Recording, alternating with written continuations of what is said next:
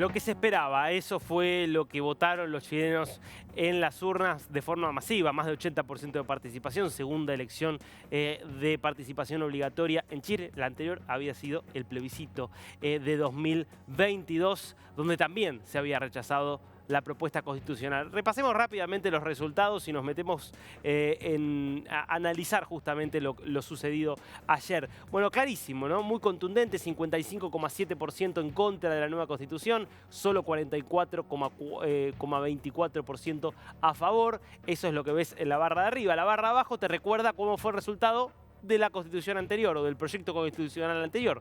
El rechazo había sido del 61%, un poquito más que ahora, y el apruebo del 38,1%. ¿Qué cambió?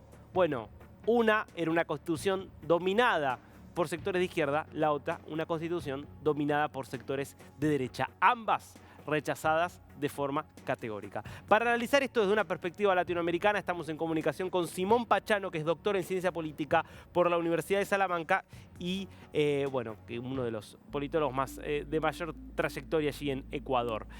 ¿Cómo le va, Simón? Aquí lo saluda Darío Misraji. Gracias, buenos días. Simón, ¿qué le parece que le envían como mensaje los chilenos a la clase política, por lo menos, con estas dos votaciones? Porque me parece que sería incorrecto mirar una separada de la otra.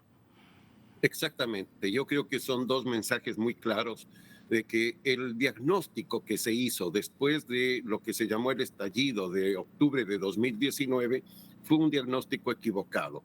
Me parece que Chile cayó en algo que varios países han caído en los últimos años o en las últimas décadas y que podría denominarse quizá fetichismo constitucional. Es decir, creer que los problemas se van a arreglar cambiando la Constitución, cuando son problemas que más bien tienen que ver con políticas públicas y no necesariamente con la Constitución, que por cierto, en el caso chileno, si bien tiene su origen en la dictadura de Pinochet, tuvo una serie de reformas, alrededor de 70 reformas constitucionales, sobre todo en el periodo de Ricardo Lagos, que la cambiaron significativamente. Entonces creo que el problema no estaba allí, el problema está en otra parte.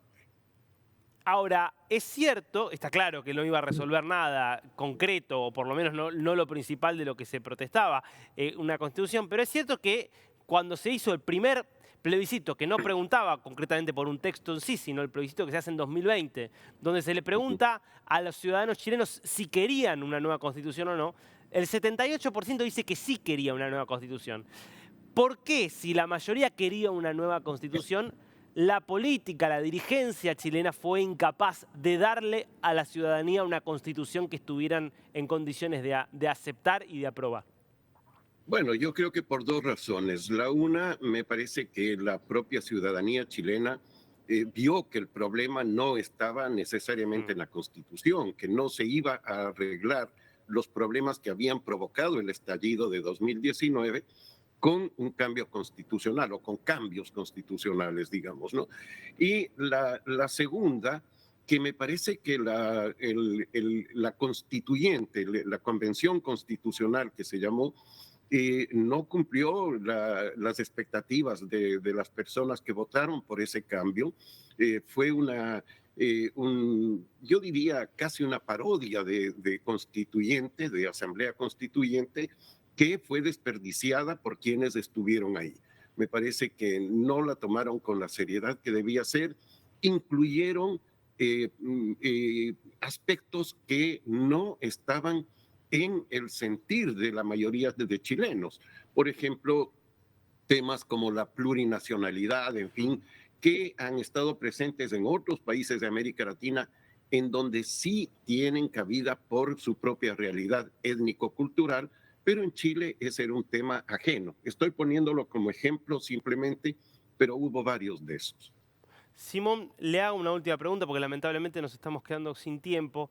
Si usted tuviera que extraer para el resto de América Latina algún tipo de mensaje, enseñanza, aprendizaje de lo que pasó en Chile, ¿qué diría? Yo diría que hay que mirar más las políticas públicas, hay que mirar más las necesidades de la población. En el caso chileno, concretamente, lo que tiene que ver con los sistemas de pensiones y de retiro, de jubilación, digamos, que son muy problemáticos, lo que tiene que ver con la educación, sobre todo educación superior, es decir, Chile avanzó mucho y era un país que venía de una larga historia de acceso a la educación y la salud, pero que encuentra trabas con el modelo económico vigente que deja fuera a una gran cantidad de población cuando ya han cumplido la educación básica y secundaria. Entonces, creo que ese tipo de problemas son los que hay que enfrentar. Chile dio pasos muy importantes en superación de la pobreza, pero no en superación de la inequidad. Entonces, creo que ahí estaban los problemas y esos son buenas enseñanzas para el resto de América Latina. Clarísimo, Simón, siempre un gusto escucharlo.